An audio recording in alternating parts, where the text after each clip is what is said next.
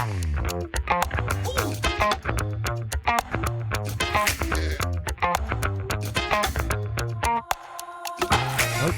welcome to another episode of the City Journal podcast. My name is Rafael Mangual, and I'll be your host for the day. And I am joined by my brilliant colleagues, John Ketcham, Rob Henderson, and Nicole Gelinas. It is Monday morning in New York City, which means that we have a little bit of breaking news from over the weekend, which is that Mayor Eric Adams has officially announced his suspension of his mayoral campaign, leaving Zohran Mamdani, Andrew Cuomo, Curtis Sliwa, sort of the main players left in the field. I'd like to just start with what you all make of that. I mean, this is a pretty big deal, Nicole. Yeah, it's a big deal. It's been a long time coming. Adams is polling in the single digits, actually behind the Republican candidate, Curtis Sliwa, which is a pretty big deal in such a heavily 5-6 to 1 Democratic city. And, you know, Adams has always been a weird person, but his principles, not necessarily his personal principles, I'm sure we'll get into some of the corruption issues, but his public political principles that he ran and won on 4 years ago, reducing crime after the big crime spike that we saw in 2020 and 2021, reducing public disorder, and pushing for personal and family responsibility. You know, he spent much of his dropping out speech thanking his mother for instilling values of personal responsibility. These are values that broadly the public holds. There's a reason that Adams won 4 years ago. It's just that he could never get out of his own way of very bad personal habits that he developed in a long time in Brooklyn politics, and he could never execute these ideas. So he's actually not that far away from what the public has long wanted. And the real question is, him having failed to deliver that, did he leave a vacuum for something that comes next? And we don't quite know what that is yet. Yeah, John, I mean, I want to get your sort of take on this as well, because you're kind of a New York City politics expert. I mean, I think the main question that everyone's kind of grappling with right now is does this make a difference? Right. I think, Zohran Mamdani came out yesterday and, said very forcefully, condemning Mayor Adams's decision to drop out, sort of couching it as some kind of coordinated effort against him, which he might be right about. But is he, though? I mean, that presupposes that this is going to cause some major shift in the ultimate electoral outcome. What do you think? This is the most significant development since the late June primary. But it's been remarkably quiet since then, right? If you had asked me back in late June, right after the primary, how would the environment be? I would have thought that people would have gotten their act together in opposing Mamdani. There would be lots of moderates and institutional types with their hair on fire saying, we've got to stop this and we have to consolidate the opposition. Adams is doing that as the first step towards that, but it's coming at a very late hour. We are less than a month away from early voting. It begins on October 25th. Adams is still on the ballot. He's got to inform his supporters that he will no longer be an active participant in this election. Not a viable candidate, but some voters, some small share of voters will continue to support him on the ballot. And then the question is, well, how much of a bump will Cuomo get? Right? Cuomo is probably going to be the primary beneficiary of this because he and Mayor Adams share, broadly speaking, similar moderate politics and policy, and they share a common base of Black and Hispanic voters, right? But even if Cuomo gets 10% of more support, as Nicole said, Adams was polling in the high single digits. So let's be generous and say Cuomo gets a 10% bump. He's still going to be about 10% away from catching Mamdani. 10 percentage points, you mean? Still, 10 percentage points from catching Mamdani. Because right now Mamdani's polling at about 45% and Cuomo at about 25%. So even with a 10% bump, Cuomo needs another 10%. And where is that going to come from? Well, if you peel away half of Sliwa's supporters, you'll probably get within striking distance. Right. That's a big ask. Right. Because many of Sliwa's supporters are committed to him personally. And Sliwa seems pretty committed to staying in the race, right? Indeed, I mean, he he does. hasn't really shown any indication that he plans on getting out, which kind of undermines the whole idea that this is sort of a coordinated consolidation effort, because coordination requires coordination, right? And there may not actually be any. Interesting that Mamdani has praised Sliwa for his position of not getting out. Right. Vote, right. You know, among Adams, Cuomo, and Sliwa, I would trust Sliwa, right? And so he does play that game pretty well. I wonder what your read on that is, Rob. I mean, it seems like he kind of understands what buttons to press and how to press them and when. Yeah, it seems like the right next move on the chessboard, because it is the least likely to affect his own political numbers, and his own supporters are probably aware of what he's doing. You know, he wouldn't praise a Republican in other contexts, but in this one, it would make sense for him to do so because that is not his main rival. An interesting thing I wonder is, those numbers, 45% for Mamdani. Historically, young people don't tend to turn out in high numbers for voting, and his base is relatively young. So I wonder if that's kind of inflating his perceived or apparent support, that a lot of those young people who are wearing the political attire and supporting him are they actually going to show up and vote for him on election day. So it'll be interesting to see. Whereas the voters for the supporters of Cuomo tend to be older and probably will show up to vote. So some areas of uncertainty. Yeah, turnout in the primary, just for context, went from 26.5% in 21 to about 32%. Yes. But the denominator did shrink a little bit because we did have some Democratic outmigration between 21 and 25. Right. Who are probably not Mamdani. Right, moderate. Yeah, exactly. I did want to ask you, John, can Cuomo increase his turnout the way that Mamdani did? Like Henry Olsen wrote in the Post this morning, focusing on older voters who don't vote, but may be concerned about Mamdani. Is that a viable strategy? I think so. He needs a two-pronged strategy. One, to go into Cuomo-friendly neighborhoods, Orthodox Jewish communities, heavily Black communities, low-income neighborhoods, the Upper East Side, and just barnstormed. And I suspect that he would be able to pick up a decent share of the incremental vote in those areas. And the other thing he has to do is really focus on taking Mamdani's numbers down a few points. Like he's clearly out of step with a broad swath of New York's voting sensibilities. And Cuomo has, I think, missed the mark on certain attack strategies, right? The fact that Mamdani lives in a rent-stabilized apartment and makes a decent salary as an assemblyman, it didn't really land that strong. I think because a lot of New Yorkers are probably back in higher salary. Right. And so something has to be a little bit more pointed and direct. And it's hard because Mamdani is a likable, charismatic personality, right? And Cuomo has his baggage, he has his history. He's not quite as liked. That might be an understatement. Yeah. And so, but I do think that it's possible for him to pick up some additional votes through a robust get out the vote drive between now and when early voting starts. So, I mean, when you're thinking about, though, a get out the vote drive, right? You got to motivate people. And I think the question is what's motivating people, to get involved in the race who aren't already sort of bought into one candidate or the other. So I thought maybe we could just go around and just highlight the 1, 2, maybe even 3 issues that you think are really kind of the key drivers of decision-making within the framework of this campaign. Nicole, I'll start with you.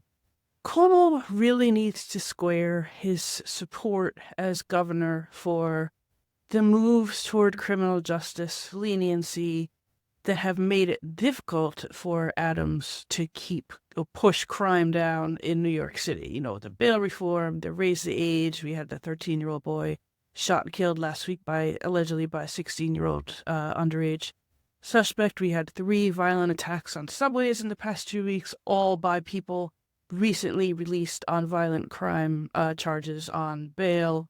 And the discovery reform. he just sort of wants to glide away from these things. But the problem is, people who are worried about crime and who pay attention to these things, some of them are going to vote for Sliwa. He can't get away forever with just sort of trying to pretend that these things didn't cause problems. It would be okay for him to say he made a mistake, or he thought his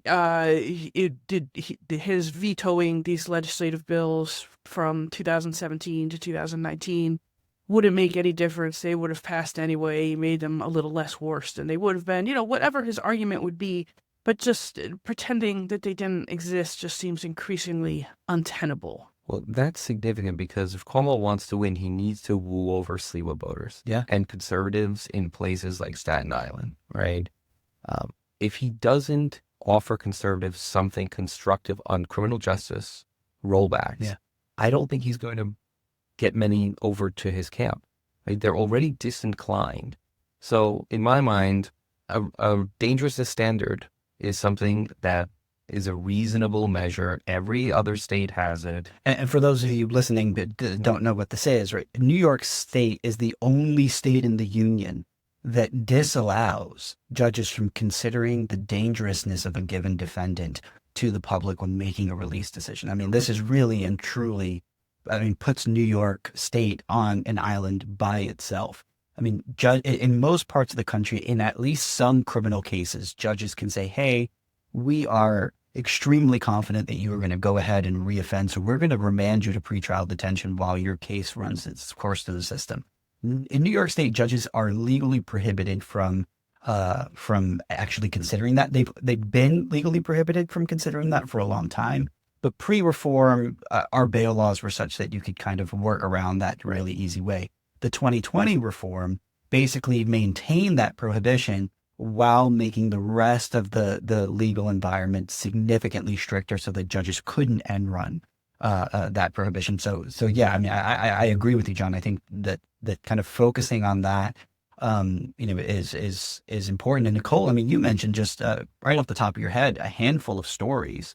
Another one that came to mind was the decision by the Manhattan DA's office not to follow through on the prosecution of an assault against a pro-life journalist who was doing on-the-street interviews and was punched in the face and beaten and cut open on camera.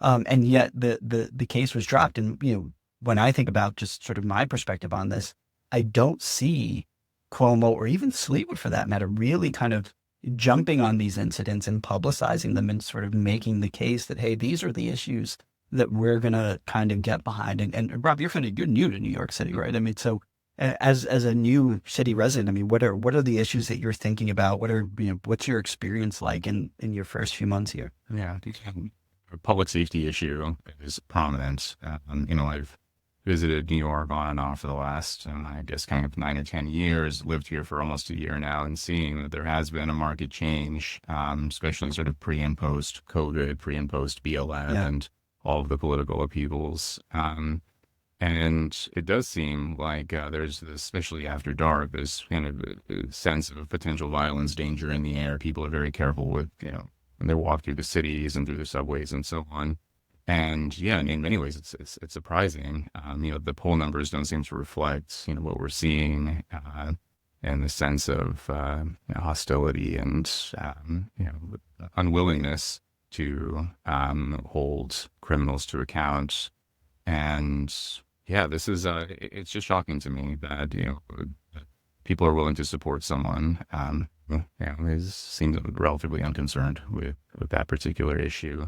And then, more broadly, the very people who are turning out in support of Mamdani, they themselves are relatively well off, unbothered by this, and they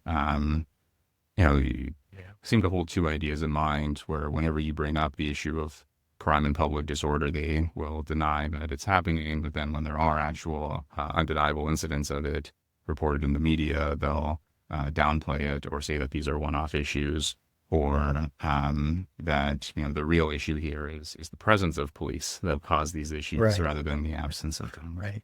But it also is critical that Cuomo develop a message around affordability that can go toe-to-toe with Mamdani. Yeah.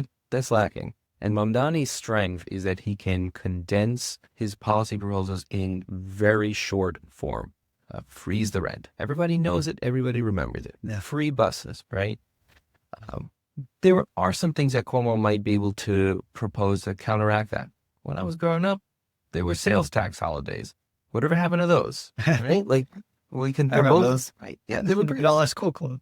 Absolutely. Yeah. So, and tourism can benefit from that as well. So, there are short-term avenues to increase affordability. Things like the water bills. Mamdani talked something about this, but homeowners have been really hurt by increased rates for water and sewer bills, right? Maybe some relief on that front could juice Cuomo's numbers a bit, right?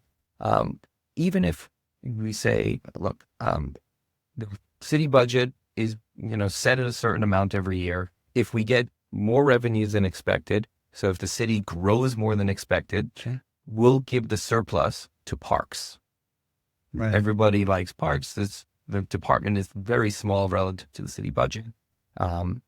It'll be a tangible benefit for all New Yorkers. They'll see parks improvements with any additional monies that come in with the city, right? Something like that.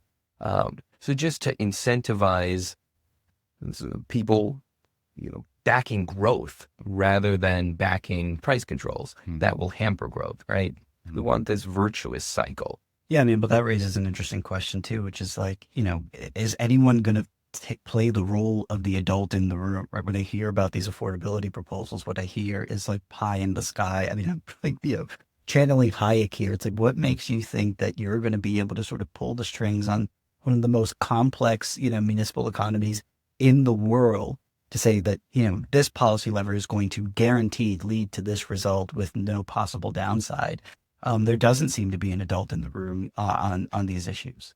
The people concerned about the city budget and Mamdani's proposal to increase state taxes on the city by $9 billion a year, the hope is that the governor and the legislature will rein him in, that he needs Albany. Yeah, exactly. He needs Albany's permission to raise these two taxes, the income taxes on the city on wealthier earners and the business tax on New York City.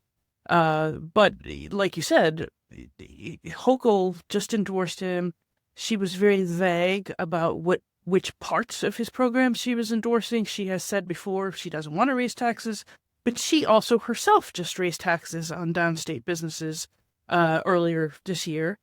So that's not very much to hinge your hopes on, that they will all suddenly be more afraid of the center-right next year than they will be afraid of the left, considering that if he does win, she's up for her own reelection next year, she will be concerned about facing a primary challenge from the left. Now, none has materialized yet, but it's still early. A Mamdani victory could make more people think, hey, I can jump in here and I can beat the governor with high turnout in New York City. Right. And Hochul has repeatedly promised not to raise taxes.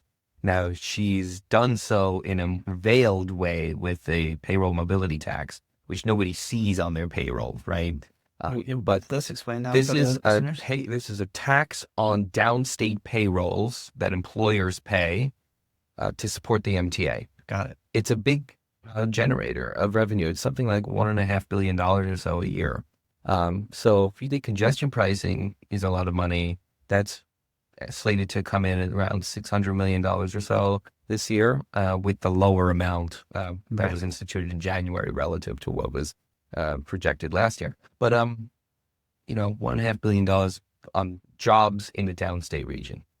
If you add up the taxes that New York City corporations pay to the state and the city, the top rate is about 17.4%. Mamdani is proposing to increase the state tax so that it goes from 7.25% to 11.5% to supposedly match New Jersey. But that ignores the fact that we have this local tax that brings us up to about 17.4%. Yeah. So if we really wanted to match New Jersey, we should be cutting taxes rather by about 6%. But Mamdani's proposals, if enacted in their totality, would raise corporate taxes to about 22%. There's someone whose future in the city was, I think, drastically affected by Adams's announcement over the weekend, and we haven't spoken about it yet, and that's Police Commissioner Jessica Tisch, who, was appointed by Mayor Adams, has been very loyal to him. They seem to have a really good working relationship. Her future, and by extension, the future of the NYPD now, is in jeopardy, right? I mean, so one question I just wanted to put to you all is, I personally think she's done a great job. What do you make of the job that she's done? And I mean, is this the end of her reign at the head of the NYPD if either Cuomo or Mamdani win this race? Yeah, I mean, if Mamdani if he wins and if he is acting out of rational self-interest, which is sometimes asking a lot of people. I mean, we're losing a mayor because he did not act out of rational self-interest.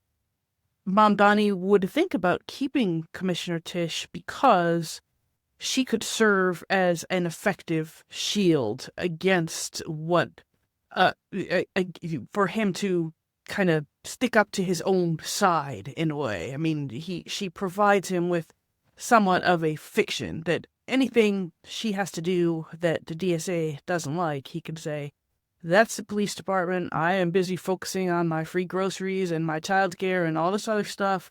She's doing what she's doing, and so if you don't like it, go bother her. So that would be an important signal, and it would be good for him and good for the city. But again, you don't.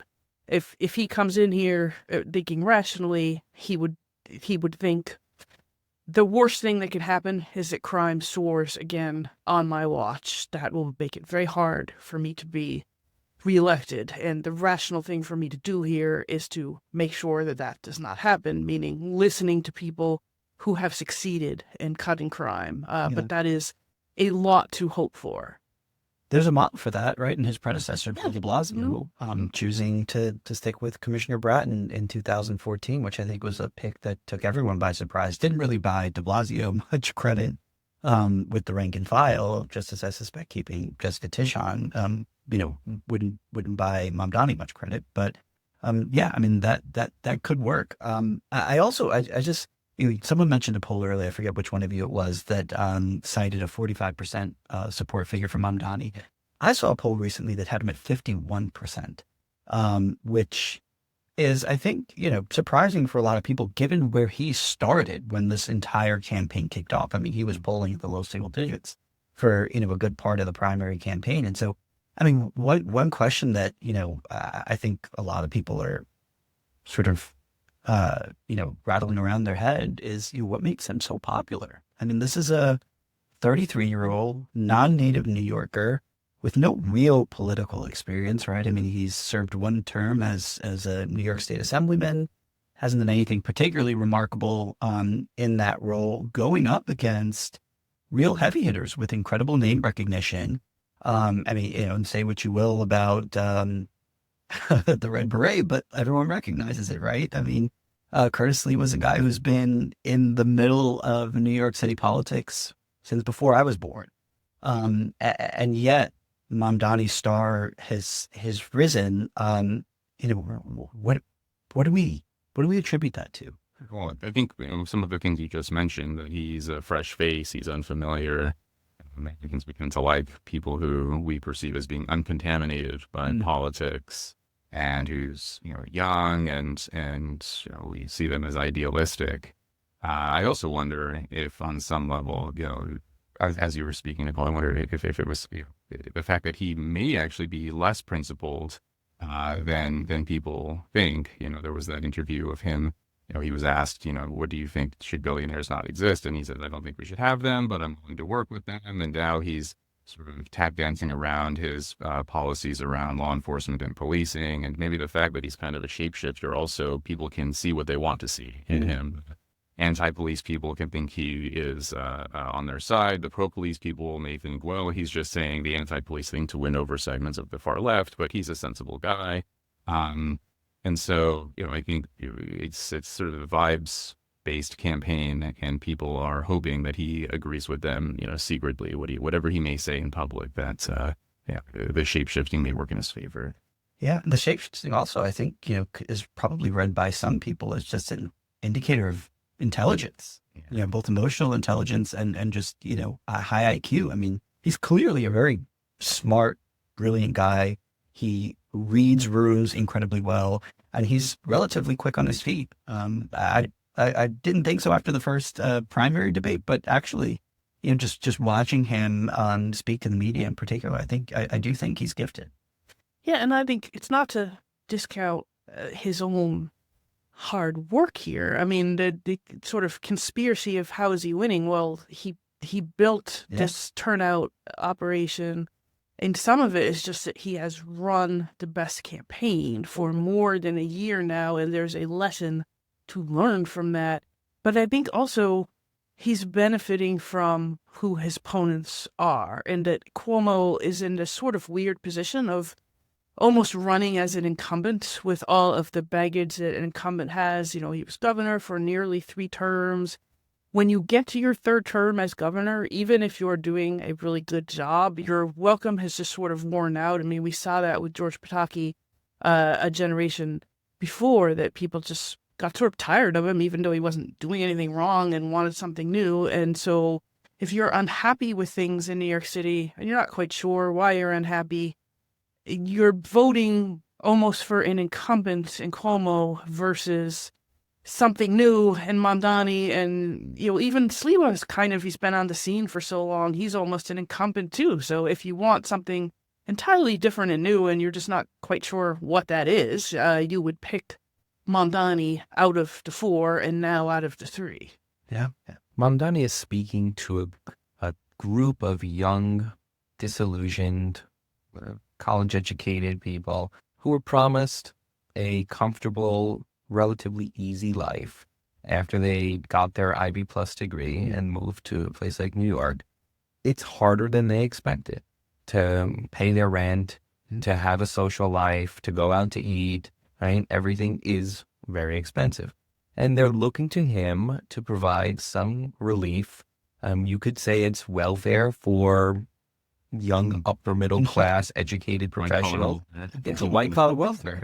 We traditionally didn't think that this group of workers would need government assistance, but they are looking to government to maintain them in a standard of living and comfort that they expected to receive by this time. It just hasn't materialized, in part maybe because many of them study humanities and those jobs are just not as rewarding financially. And they're competing against lots of people in finance and tech that is just out-competing them. Yeah. So they're looking for government to keep them at a certain level. The sad flip side of that is that your rent-stabilized apartment is never going to get better. Right. You're not going to strive for an improvement in your standard of living. You're just going to be staying where you are. And New York has always been a place where strivers can make something of their dreams. Right. And so we're seeing a paradigm shift, a real reorientation towards security and away from ambition and opportunity. The other thing that Mamdani offers is participation in a great campaign, in a crusade of sorts, right? Against the billionaires, against the structures of oppression, right? And you can, Zionists. Absolutely. And you can join this without any real cost to yourself. Sure. Because you're not going to be on the hook for the tax increases, right? We're going to stick it on anyone earning $1 million or more, and we'll stick it on corporations. Now, some of these folks might ultimately rue some of these policies when they see the city not able to thrive in a way that they are At which point they'll anticipating. move to Palm Beach. That's interesting too, because Steve and I, in an article in an upcoming City Journal, made the point that if he was pushing European-style socialism, he would be saying everybody should pay higher taxes. So we would go from a little bit less than 9% sales tax, say, to maybe a 15% sales tax, and everybody could pay more. but share in the greater benefits that he is supposedly providing. That's how European socialism works. But he is saying only rich people and rich businesses should pay more. You are not going to lose anything, and these businesses aren't going to stop investing in New York, so it's basically free. There's no cost at all. And he's not really asking people for any stake in how well this works out either, because he's not asking them to pay for it. I mean, if he raises taxes on the rich and he tries to do this child care program and it doesn't work out so well in the execution, a lot of his voters won't even notice that. They don't have a stake in that system. No, I think that's exactly right. I mean, I think a lot of his support base is just driven by good old-fashioned greed, although we don't really understand it in that way. I mean, these are people who don't really need a hand, asking for a hand and demanding to not have to pay a cent for the additional help that they're going to get at the expense of people who are going to bear the brunt of the fallout, whether it's crime and, the public safety decay, which is going to fall disproportionately on the shoulders of low-income minority communities, or it's, the affordability crunch that's going to come as a result of these policies backfiring. I mean, it's like you can't find an economist worth the salt to tell you that rent control is a good idea, and yet, here we have price control.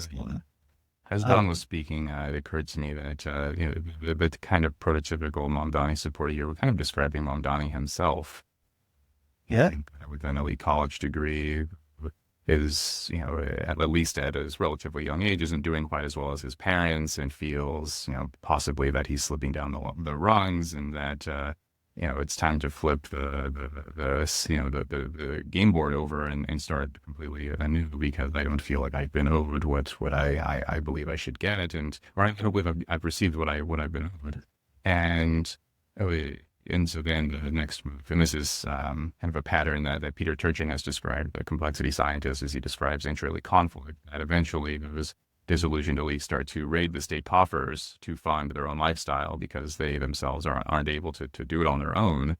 There's periods of instability, and there's something interesting there that he himself is following that pattern, and then his supporters also see that as well and are supporting him. It goes to the bigger idea of what does success look like, and how are we going to measure a young person's success, right? It's just a topic of a bigger conversation. Yeah. The other interesting part of his coalition are South Asian voters, particularly Muslim voters, who are engaged in a way like never before. Yeah. I mean, he registered 37, and his campaign and all of his DSA volunteers registered in the 2 weeks prior to the primary deadline for registration. He registered 37,000 new voters. That's 12 times the comparable figure from 21. Wow. And those people went and voted for him also. Yeah. How much of that is just like normal ethnic affinity? Like Irish Americans have always voted for the Irish guy, or at least they used to. Italian Americans proud to have an Italian mayor. Like, it's not policy. People just say, hey, we've made it in New York City. Yeah. I mean, the black vote. Yeah, Andrew Yang got a lot of Chinese Americans. That surprised some people, because he wasn't.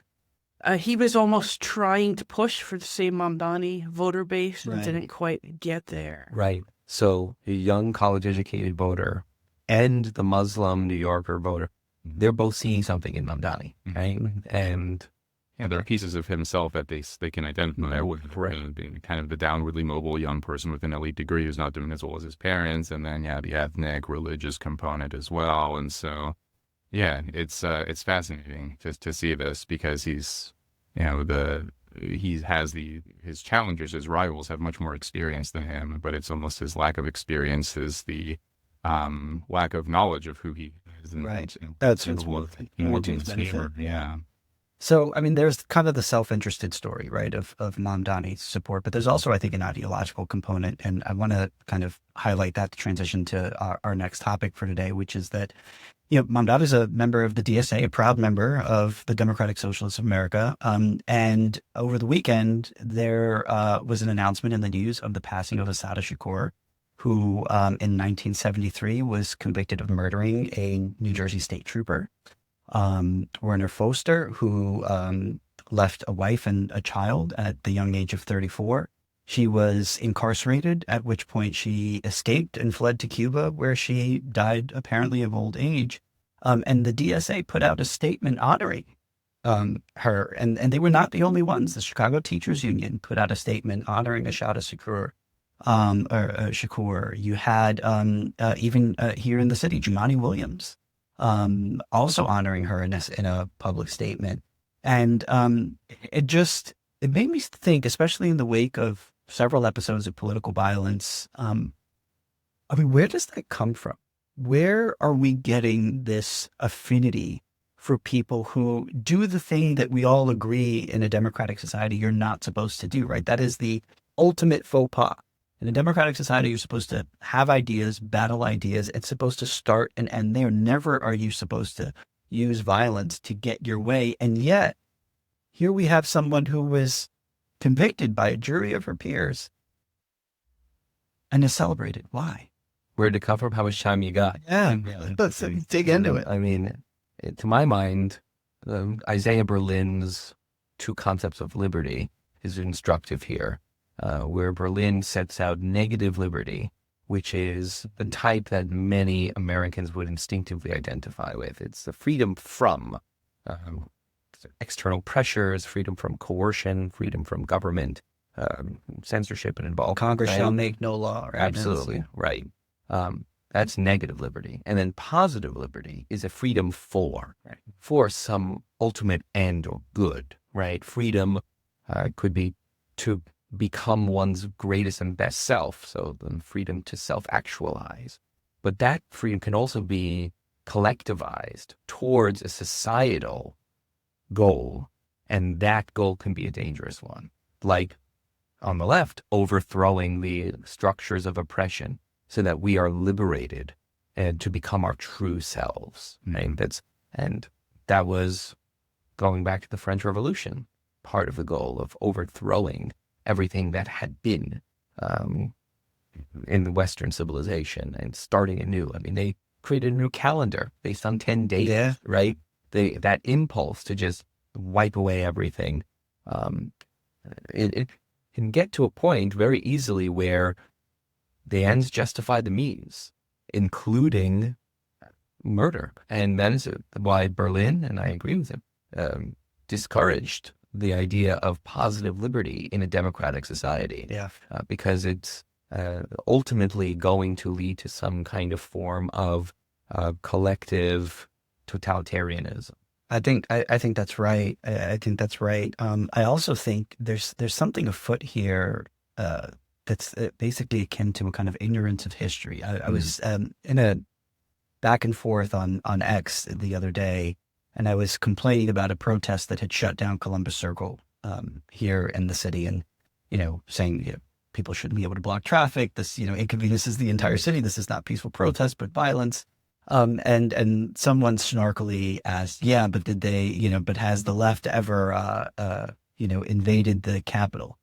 And it was one of the most intense ratios I've ever seen on an X post, because about 2,000 people, including myself, replied, with the 1983 cloakroom bombing at the Capitol, the 1971 bombing at the Capitol, the, 1954 FALN mass shooting from the balcony on the House floor, wounding 5 congressmen. But it seems like there is a kind of historical ignorance of the role that political violence has played in even our recent history. Right? I mean, New York City, the Francis Tavern bombing, various FALN bombings. I mean, the FALN was a Puerto Rican nationalist group. You had the Black Liberation Army, which Assata Shakur was affiliated with.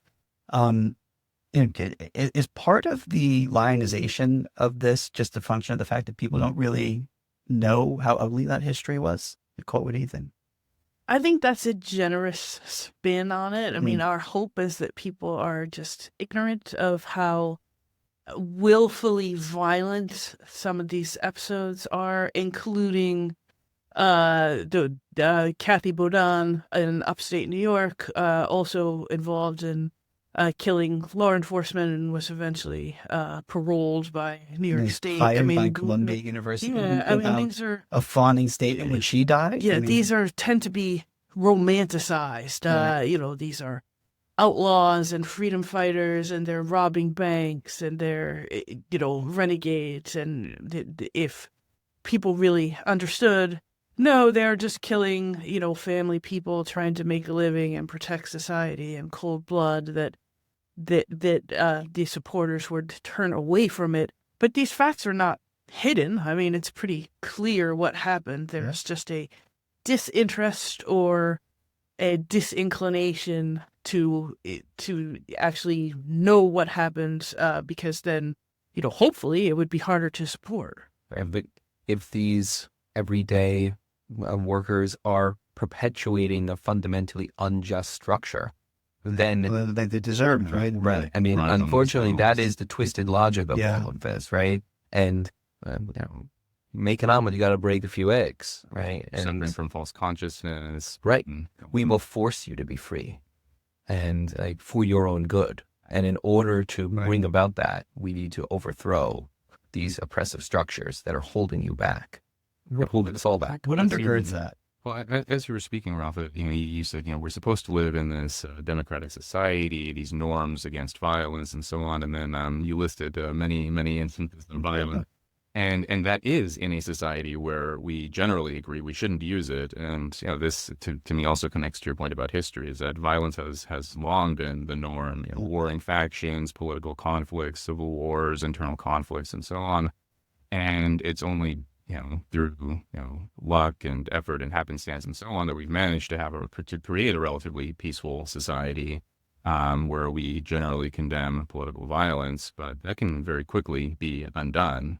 Again, just look at history, that we're living in a sort of deviation from the historical norm, where we generally agree we shouldn't use violence, that we should settle disagreements with words, rather than with bullets and physical confrontations.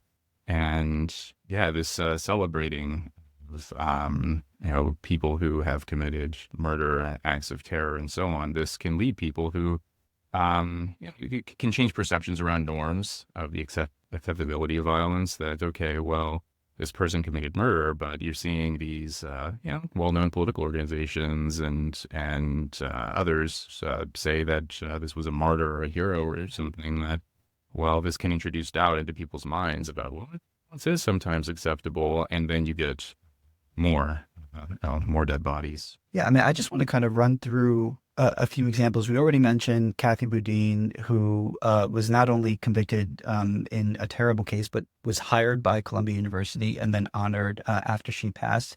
UIC, the University of Illinois at Chicago, hired and gave tenure to Bill Ayers, another convicted member of the Weather Underground, a left-wing terrorist group. He actually won Chicago Citizen of the Year in 1997. I did not know that.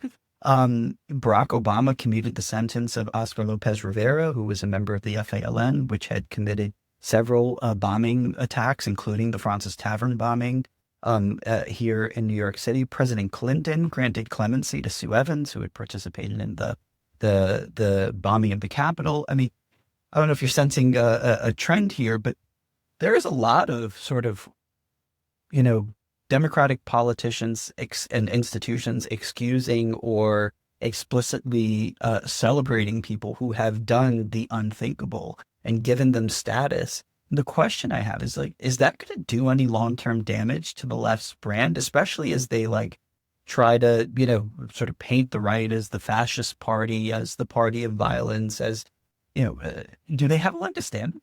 Well, in the past, these types of episodes have reminded voters why they prefer the center and the center right. I mean, the 1960s created Richard Nixon, the 1970s created the Reagan and the Thatcher revolutions. We saw this with BLM, when peaceful protests became violent riots in the summer of 2020. This sticks in the memory of voters. And that you see that now, Portland failed to secure public safety and order in key public spaces, whether that means Trump should take over, one can agree or disagree about that, but to refuse to acknowledge that there was a problem really shores up the center right. Yeah. It is fascinating when you go back to like documentaries about the 1980s that, there was such a large gap to this day between cultural elites and ordinary voters, where Reagan is generally among Americans looked upon relatively fondly, but then among cultural elites, they really to this day will badmouth him. I watched this documentary recently about boxing in the 1980s of Marvin Hagler and Thomas Hearns, and somehow even the people they interviewed managed to take the swipes at Reagan, and I thought we're talking about. But of course, we can also say Reagan was bad. It's so strange. But then did he win like 49 states? Yeah. It was incredibly popular. Yeah, extremely popular at the time. And in fact, he gave my favorite political speech of all time, which was A Time for Choosing, I think, delivered in 1964. So if you haven't seen it, go watch it.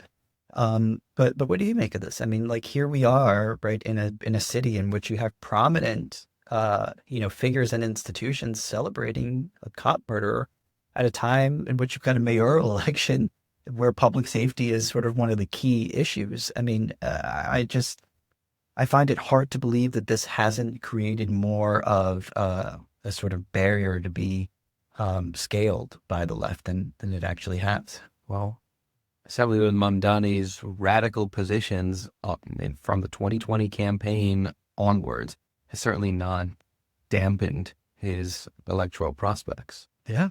And, again, it's not just him. It's, it's the entire DSA. It's, Jumaane Williams. I'm sure other members of the city council. It really does just strike me as insanely troubling that, we've either forgotten this history or are the other options that we're not only comfortable with it, but potentially hoping to repeat it, in which case, New York City may, and the rest of the country may not be in particularly good hands. So that's a dark sort of way to end a conversation that, is quickly running out of time. So I just quickly want to end on something lighter. All right. So this weekend was a super fun weekend for me. In addition to all the cool stuff I got to do with my family, the baseball season came down to the very last game in multiple divisions, which was so exciting. Very rarely does game 162, we play 162 games in the season, mean anything, let alone mean almost everything for so many teams as it did this year. I'm a huge sports fan. I was just wondering, and tell the listener, like, what are your guilty pleasures on the weekend, right? What do Manhattan Institute scholars do when we're not reading books and writing and talking about politics?